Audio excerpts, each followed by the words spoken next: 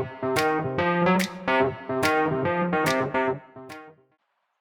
you're taking your dog out and about in your vehicle, you want to keep them safe within the vehicle. I have these dog crates for my dogs to travel in. There are also dog seat belts and harnesses that are available that can be attached to the seat. And then there are going to be dogs that ride loose in the vehicle. My preference for safety overall is going to be crates.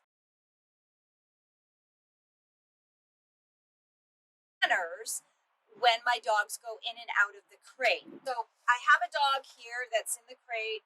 I'm going to open the door, and he knows that he's not to come bursting out of it. So I can open the door, fully open. He's standing up, he's getting ready to come out, but he knows that he has to be invited out. And when I invite him out, I'm going to give my release word, which is always the same word every time, and that is going to be break. And once he comes out, you can see how I've taught to redirect him back to me. Okay, so I don't want him getting out of the crate and going out into the environment. I want him to check in with me. You want them to focus back on you and stay in this position until you go off on your walk or whatever, in the house, whatever it is you're going to do. So how I taught this, the first off is going into the crate. Now some dogs are not going to be comfortable even jumping up into the vehicle. You may actually have to teach this part, feet, by putting a treat. So I put a treat down here, and I may actually have to then put a treat in my crate for the dog to see. And then what I would do is possibly help him up. Okay, up you go. Kennel, kennel, kennel, kennel, kennel, kennel. Good. Okay, kennel. Good boy. Good. So as you can hear, I have a specific word, which is kennel. And kennel means exactly that. And so I say that same cue word every time, then my dog knows what his job is. Just like when I say the B word, that is giving him information that he can come out. Break.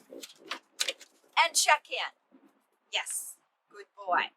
Okay, so I've gone through now the phases where I might have to help my dog up until he's comfortable getting into that crate. And like I said, you can do this at ground level to start with, and so that your dog is comfortable going in and out of the crate.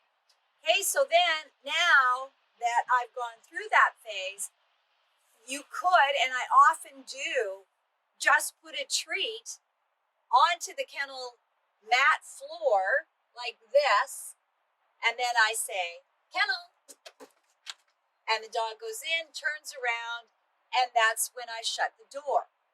So letting them see the treat in the crate itself will encourage them to go in on their own without coaxing.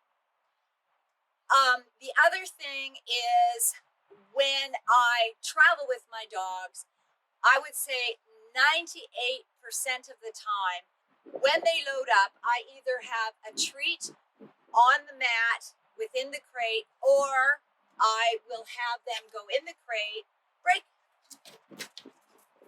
kennel, and then I reinforce going in the crate. So by doing this, it makes my dogs excited to go into the crate because there's something to look forward to.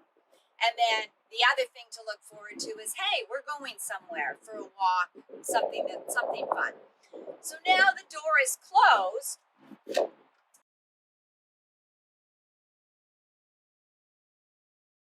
We've talked about getting the dog into the kennel.